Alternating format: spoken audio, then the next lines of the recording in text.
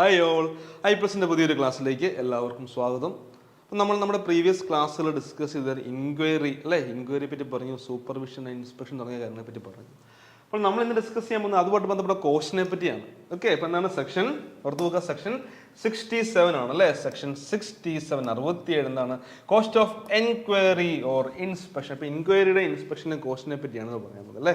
Apportion ചെയ്ത് കൊടുക്കുന്ന കാര്യങ്ങളാണ്. നമുക്ക് നോക്കിയാലോ. Where an inquiry is held under section 65 or an inspection is made under section 66 on the application of a creditor, the registrar may by order apportion the cost or such a portion of the cost as he may deem fit between the society, between the society to which the society is considered is affiliated, the society, the member or creditor demanding an inquiry or inspection, and the officers or former officers of the society. ഇപ്പം എന്താ അർത്ഥമാക്കുക? ഇപ്പോൾ ഒരു ഇൻക്വയറിക്കാണെങ്കിലും അല്ലെങ്കിൽ inspection നടത്തുമെങ്കിൽ അവിടെ ചിലവുകളുണ്ടല്ലേ, cost ഉണ്ട്. അപ്പോൾ ആ cost എങ്ങനെ ഇവർക്ക് വീതിച്ച് നൽകാം, എങ്ങനെയാണ് ഈ കോസ്റ്റ് അപ്പോർഷൻ ചെയ്യാൻ പറ്റിയ പറയുക അല്ലേ. ഇപ്പോൾ ആരാണ് കോസ്റ്റ് അപ്പോർഷൻ ചെയ്യുന്നത്, ആരാണ് പറയുന്നുണ്ടല്ലേ. നോക്കിയേ, ആരാണ് ചെയ്യുന്നത്, രജിസ്ട്രാർ എന്ന് എടുത്ത് പറയുന്നുണ്ട്. അപ്പോൾ ഓർത്ത് നോക്കാം. നോക്കിയേ, ഇൻസ്പെക്ഷൻ്റെ രജിസ്ട്രാർ അല്ലേ. The registrar may by order apportion the cost. അപ്പം അപ്പോർഷൻ മീൻസ് വീതിച്ച് നൽകുക അല്ലേ. ആരാണ് ഈ കോസ്റ്റ് നൽകേണ്ട കാര്യം പറയണം അല്ലേ. Or such portion of the cost as he may deem fit. അതായത് അദ്ദേഹത്തിന് തോന്നുന്ന പോലെ, അദ്ദേഹത്തിൻ്റെ തോന്നുന്ന പോലെയല്ല, അദ്ദേഹത്തിൻ്റെ തീരുമാനത്തിന് അനുസൃതമായിട്ടാണ് നമ്മൾ ഈ കോസ്റ്റ് അപ്പോർഷൻ ചെയ്യുന്നത്. ഒന്നെങ്കിൽ എവിടെയൊക്കെ ആയിരിക്കാം, between the society to deem fit between the society to which the society concern is affiliated, അല്ലെങ്കിൽ the society the members or creditor demanding and inquiry. ചില സാഹചര്യങ്ങൾ നമ്മൾ പറയും ഇൻക്വയറിയൊക്കെ അല്ലെങ്കിൽ ഇൻസ്പെക്ഷനൊക്കെ നമ്മുടെ ക്രെഡിറ്റർ ഡിമാൻഡ് ചെയ്യുകയാണെങ്കിൽ അതിൻ്റെ കോസ്റ്റ് ആരാ വഹിക്കേണ്ടത്, അത് ക്രെഡിറ്ററാണ് വഹിക്കേണ്ടത് അല്ലേ. അപ്പോൾ ആ കാര്യങ്ങളെ പറ്റിയാണ് ഒന്നെങ്കിൽ ഒരു സൊസൈറ്റി ഫുള്ളായിട്ട് കൊടുക്കണം, അല്ലെങ്കിൽ സൊസൈറ്റി പാർട്ടായിട്ട് കൊടുക്കണം, അല്ലെങ്കിൽ ക്രെഡിറ്റർ കൊടുക്കണം. അപ്പോൾ അതെങ്ങനെയാണെന്നുള്ള കാര്യങ്ങളാണ് അല്ലേ. അതുമായിട്ട് ബന്ധപ്പെട്ട സെക്ഷനാണ് സെക്ഷൻ 67 എന്ന് ഓർത്ത് വെക്കുക കേട്ടോ. നിങ്ങളുടെ കണ്ടീഷൻ പറയുന്നുണ്ട്, provided that no order of apportionment of the cost shall be made under this section unless the society or the person sought to be made liable to pay the cost thereunder has had a reasonable opportunity of being heard. അപ്പോൾ അവരോടൊക്കെ ചർച്ച ചെയ്തിരിക്കണം. ഇപ്പോൾ നമ്മളിപ്പോൾ എന്താണ് cost ഒന്നെങ്കിൽ സൊസൈറ്റിക്ക് കൊടുക്കുക അല്ലെങ്കിൽ മറ്റ് മെമ്പർമാർക്കൊക്കെയാണ് കോസ്റ്റ് കൊടുക്കുകയാണെങ്കിൽ നമ്മളെന്താണ് നേരിട്ടല്ല, അവരോട് ചർച്ച ചെയ്യണം. അവരോട് ചർച്ച ചെയ്യണം, ഇത്തരം കോസ്റ്റ് നിങ്ങൾക്ക് വരും എന്നൊക്കെയുള്ള കാര്യങ്ങൾ നമ്മൾ പ്രോപ്പറായിട്ട് ചർച്ച ചെയ്യണമെന്നാണ് പറയുക. അല്ലാതെ നമ്മുടെ ഇഷ്ടത്തിന് രജിസ്ട്രാർ സ്വന്തം ഇഷ്ടത്തിന് എന്നാൽ ഇത്തരം കോസ്റ്റ് നീ അടയ്ക്കൂ, അങ്ങനെയല്ല. അവരോട് ചർച്ച ചെയ്യണമെന്ന് പറയുന്നുണ്ട്. പിന്നെ പറയുന്നുണ്ട്, the registrar shawl state in writing the grounds on which the cost are apportion. അപ്പോൾ ഏത് രീതിയിലാണ് കോസ്റ്റ് അപ്പോർഷൻ ചെയ്തിരിക്കുന്നത് എന്ന് രജിസ്ട്രാർ എന്ത് ചെയ്യണം, റൈറ്റിംഗിൽ തന്നെ എഴുതി തന്നെ പറഞ്ഞിരിക്കുന്നത്. രജിസ്ട്രാർ ഷാൾ സ്റ്റേറ്റ്, അതായത് അദ്ദേഹം പറഞ്ഞിരിക്കണം ഈ രീതി കൊണ്ടാണ് അല്ല ഇത്തരം കോസ്റ്റ് നിങ്ങൾ കൊടുക്കണം, അതിൻ്റെ കാരണം ഇതാണ്. ഓക്കെ, ആ റീസൺസ് എന്തൊക്കെയാണെന്ന് പറയണം. The registrar shawl state in writing the grounds അല്ലെ, ഏത് ഗ്രൗണ്ടിൻ്റെ അടിസ്ഥാനമായിട്ടാണ് അല്ലെ എന്തിൻ്റെ അടിസ്ഥാനത്തിലാണ് ഓരോരുത്തർക്ക് ഇത്ര കോസ്റ്റ് അപ്പോർഷൻ ചെയ്ത് കൊടുത്തിരിക്കുന്ന കാര്യം രജിസ്ട്രാർ പറഞ്ഞിരിക്കണം എന്ന് പറയാം. സ്റ്റേറ്റ് ചെയ്യണം. The registrar shawl state in writing the grounds on which the cost are apportion. Okay, അപ്പോൾ ഇത്ര സിമ്പിളാണ് സെക്ഷൻ 67. സാധാരണ ചോദ്യങ്ങൾ സെക്ഷൻ 67 എന്തുകൊണ്ട് ബന്ധപ്പെട്ടിരിക്കുന്നു, ആരാണ് അപ്പോർഷൻ ചെയ്യുന്നത്, അത് രജിസ്ട്രാർ ആണെന്ന് ഓർത്ത് നോക്കുക. Section 66 cost of enquiry or inspection ആണെന്ന് ഓർത്ത് നോക്കുക കേട്ടോ. അപ്പോർഷൻമെന്റ് ആണെന്ന് ഓർത്ത് നോക്കുക. ഓക്കെ, അതവിടെ കഴിഞ്ഞു. പിന്നെ ഇച്ചിരി നമ്മൾ പഠിക്കേണ്ട കുറച്ച് പ്രധാനപ്പെട്ട ഒരു ഏരിയ എന്ന് പറയുന്നത് സർചാർജ് ആണ് കേട്ടോ. സർചാർജ് വളരെ പ്രധാനപ്പെട്ടതാണ്. സർചാർജ് നോക്കിയേ, സെക്ഷൻ 68 സർചാർജിനെ പറ്റി നമ്മൾ പറയുന്നത് ഓർത്ത് നോക്കുക. If in the course of an audit, inquiry, inspection or the winding up of a society, it is found that any person who is or was entrusted with the organization or management of such a society who is or has at any time been an officer of an employee of the society, has made any payment contrary to the act and the rules or bylaw, or has caused any loss or damage in the asset of the society by breach of trust or willful negligence, mismanagement, or has misappropriated or fraudulently returned any money or other property belonging to such society, or has destroyed or caused the destruction of the records, the registrar may of his own motion or on the application of the committee, liquidator or any creditor incur himself direct any person authorized by him by an order in writing this behalf to incur into the conduct of such person. അപ്പോൾ എന്താ അർത്ഥമാകുക surcharge എന്ന് പറഞ്ഞാൽ? വളരെ സിമ്പിളായിട്ട് പറയുകയാണെങ്കിൽ, okay, വളരെ സിമ്പിളായിട്ട് ഇപ്പം മലയാളത്തിൽ ഒറ്റ സിമ്പിളായിട്ട് പറയുകയാണെങ്കിൽ, ആരുടെയെങ്കിലും പ്രവർത്തനങ്ങൾ മൂലം ആരൊക്കെയാണെന്നുള്ള കാര്യങ്ങളായി പറയുക. ആരുടെയെങ്കിലും പ്രവർത്തനങ്ങൾ മൂലം സംഘത്തിന് എന്തെങ്കിലും നഷ്ടങ്ങൾ, സംഘത്തിൻ്റെ അസറ്റിനല്ല സംഘത്തിന് എന്തെങ്കിലും നഷ്ടങ്ങൾ സംഭവിച്ചിട്ടുണ്ടെങ്കിൽ അത് ആ വ്യക്തിയിൽ നിന്ന് പിടിച്ചെടുക്കാനുള്ള ഓർഡറാണ് കേട്ടോ. ആ വ്യക്തിയിൽ നിന്ന് എന്ത് ചെയ്യുക, സർചാർജ് എന്ന് പറയും, ആ വ്യക്തിയിൽ നിന്ന് ഈടാക്കണം.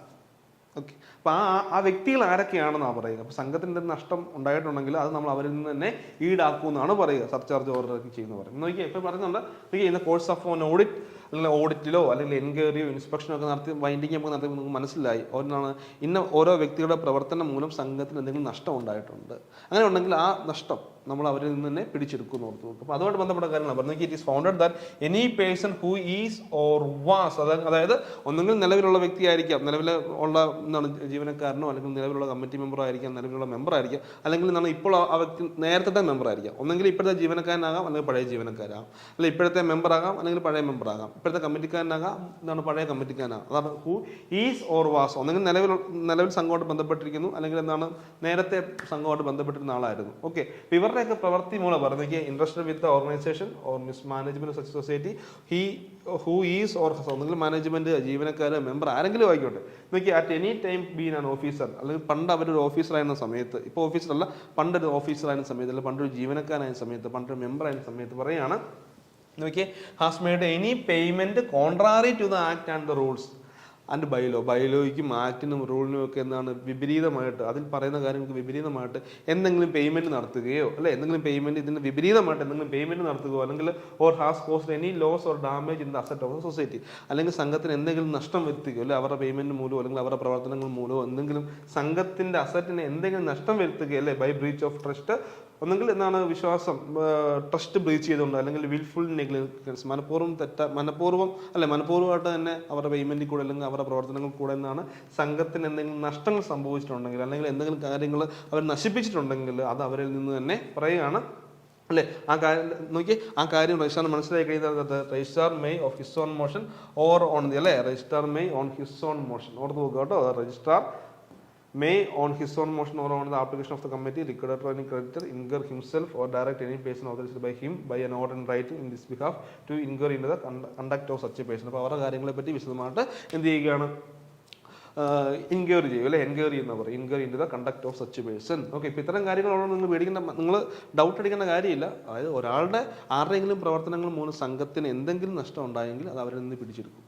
ഓക്കെ, അതാണ് സർചാർജ് ഓർഡർ നോക്കുക. ഇനി പറയാണ്, വേറെ enquiry is made under subsection 1 the registrar may after giving the person concern an opportunity of being heard. അപ്പോൾ നമ്മളിങ്ങനെ ആരുടെയെങ്കിലും പ്രവർത്തനങ്ങൾ മൂലം സംഘത്തിന് എന്തെങ്കിലും നഷ്ടം ഉണ്ടായിട്ടെന്ന് വിചാരിക്കുക, നമ്മളത് പിടിച്ചെടുക്കുമല്ലോ. അപ്പോൾ അതിന് മുമ്പായിട്ട് നമ്മൾ അവരുമായിട്ട് എന്താണ് സംസാരിക്കണമെന്നാണ് പറയുക അല്ലെ, അവർക്ക് പറയാനുള്ള വശം കൂടെ കേൾക്കണം. എന്താ പറയുക, when an enquiry is made under subsection 1 the registrar may after giving the person concern an opportunity of being heard.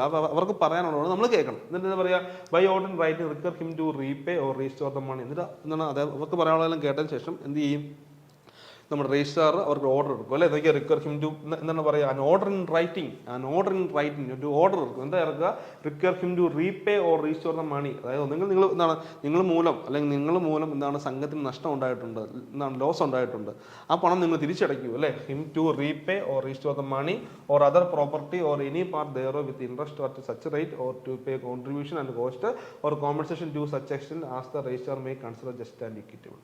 അപ്പം രജിസ്ട്രാർ എന്ന് തോന്നുകയാണ് അല്ലേ, ഈ വ്യക്തിയുടെ പ്രവർത്തനങ്ങൾ കാരണം നഷ്ടത ഉണ്ടായിട്ടുണ്ട്. അപ്പോൾ അവരോട് സംസാരിക്കുകയും ചെയ്യുന്നുണ്ട്. ഇത് പറയുകയാണ്, നിങ്ങൾ ഓർഡർ ഇറങ്ങും, നിങ്ങൾ ഈ പണം തിരിച്ചു നൽകണം, അല്ലെങ്കിൽ ഇത്രത്തോളം നഷ്ടങ്ങൾ നിങ്ങൾ മൂലം ഉണ്ടായിട്ടുണ്ട്, അതിന് വേണ്ട കോമ്പൻസേഷൻ ഞങ്ങൾക്ക് നൽകണം എന്ന് പറയുകയാണ് കേട്ടോ. ആ കാര്യമാണെന്ന് ഓർത്ത് നോക്കുക. ഇപ്പോൾ സർചാർജ് എന്നൊക്കെ ഓർക്കുമ്പോൾ ആൾക്കാർക്ക് ഭയങ്കര സംഭവം ഇത്രയൊന്നുമില്ല. ആരെങ്കിലും പ്രവർത്തനം മൂലം എന്തെങ്കിലും നഷ്ടം ഉണ്ടായിട്ടുണ്ടെങ്കിൽ അവരിൽ നിന്ന് അത് നമ്മൾ ഈടാക്കും അല്ലേ. ആ വ്യക്തിയിൽ ആരൊക്കെയാണ്, ഒന്നെങ്കിൽ നമ്മുടെ എംപ്ലോയീസ് ആയിരിക്കാം, മാനേജ്മെന്റ് മെമ്പർ, നിലവിലുള്ളതോ ഒന്നെങ്കിൽ നിലവിൽ വർക്ക് ചെയ്തുകൊണ്ടിരിക്കുന്ന അല്ലെങ്കിൽ നിലവിലെ കമ്മിറ്റി മെമ്പർ, നിലവിലെ മെമ്പർ ആയിരിക്കാം, അല്ലെങ്കിൽ പണ്ട് കാലത്തുള്ളവരായിരിക്കും. ഓക്കെ, ഇത്തരം കാര്യങ്ങളുള്ളൂ. ഇത്തരം പറയുവാണെങ്കിൽ ഇത്ര സിമ്പിൾ ആയിട്ട് ഇത്രയേ ഉള്ളൂ എന്ന് ഓർത്ത് നോക്കുക. ഇനി പറയുകയാണ്, വേറെ money property interest cost or compensation is not repaid or restored as per subsection 2. അപ്പോൾ നമ്മൾ ഇവർക്ക് രജിസ്ട്രാർ ഓർഡർ എടുക്കും, നീ പണം അടച്ചിരിക്കണം അല്ലേ, അല്ലെങ്കിൽ ഒന്നെങ്കിൽ പണം അടയ്ക്കണം, അല്ലെങ്കിൽ പ്രോപ്പർട്ടി സെറ്റ് ചെയ്യണം, അല്ലെങ്കിൽ ഇൻട്രസ്റ്റ് കോസ്റ്റ് ഓർ കോമ്പൻസേഷൻ ഒക്കെ നിങ്ങൾ നൽകണം എന്ന് പറയുകയാണ്.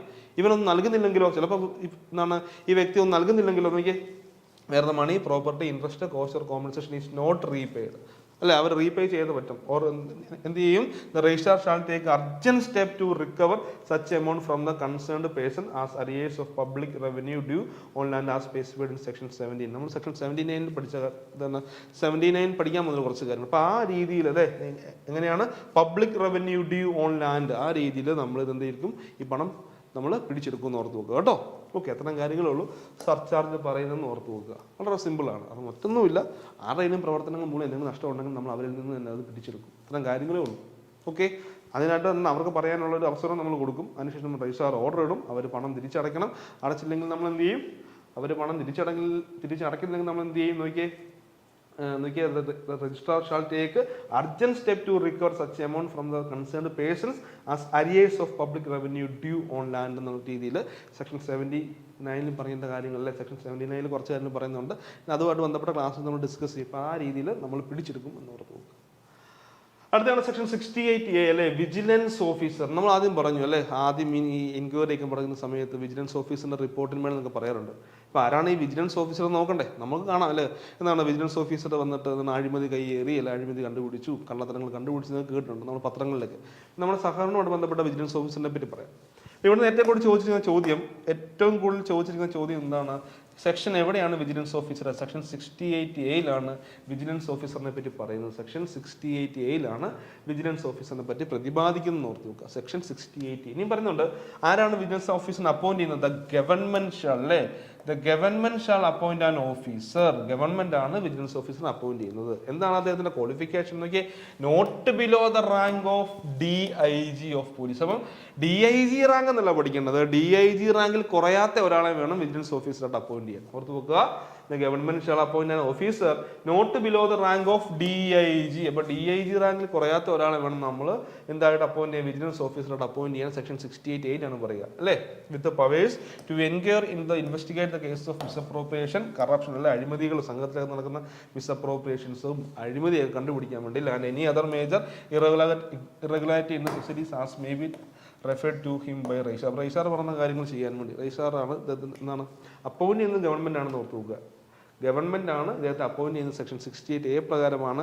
DIG എന്നല്ല, DIG റാങ്കിൽ കുറയാത്ത ഒരാളെന്ന് പഠിക്കും. Not below the rank of DIG of police എന്ന് പഠിക്കുക.